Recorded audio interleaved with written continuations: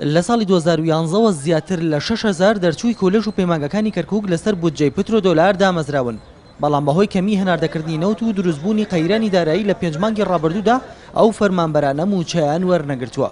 تا ئێستا هیچ جاگەرێک نییە موچەی 5 مانگی ڕابردووەی فەرمانبەرانە خەرج دەکرێت یان نا. لە خۆپیشاندانێکیشدا هەڕەشەی ڕاگررتنی داوام دەکەن لە گەری نەناردنی موچەکانیان لە بەغداوە.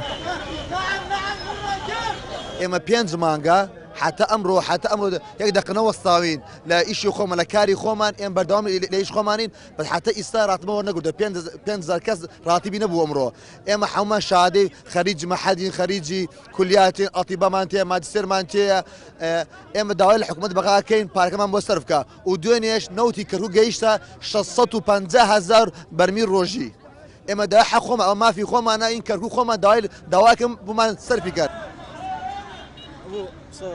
پێزمان گەڕاتی ماوەرنەگرتو یعنی ئێمە حەقی خۆمانە هەمڕۆژ دەوامەکەین هەمڕۆژ بەسمەمان هەیە دێین ئەڕۆین نازانین بە پارەی چیا بگەین بە پارەی سایاقە بگەین بە پارەی کرێخانەوە بگەین مەسرف خۆمان باین مەشرف خۆمان ناکە یعنی هەداکەی حکومەت بەرامبەر ئێمە هەڵوەستە دەرەبڕێ. موچەیەم فەرمانبەرانە لە 250,000 دینارەوە دەست پێ دەکات تا 290,000 دینار و شێوازی گرێبەسەکانیشان لە ڕێژەی 3% ئیشراف و چاودێریە. سەرۆکی ئەنجومەنی پارێزگای کەرکووکیش ڕایگەیاند لە ئەگەری نەگەیشتنی ئەو بودجەیە موچەکانیان پێ نادرێت. عالیە 368 ملیار بە وزارەتی تەخطیط ناردێتی بەڵام تەمویلی نەکردووە. ئەمانش لە ڕێژەی 3% ئیشراف و چاودێری گرێبەستیان لەگەڵ کراوە یعنی باڵێن پێوەستن و بەستراونەوە بەو بودجەیە ئەو بودجەیە نەکات باوەڕ ناکەم بۆیان سەرف بکرد.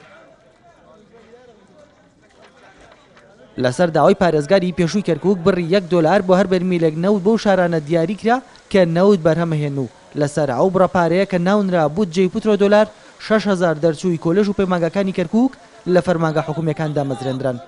ڕۆکان جافێنارتی کەرکووک.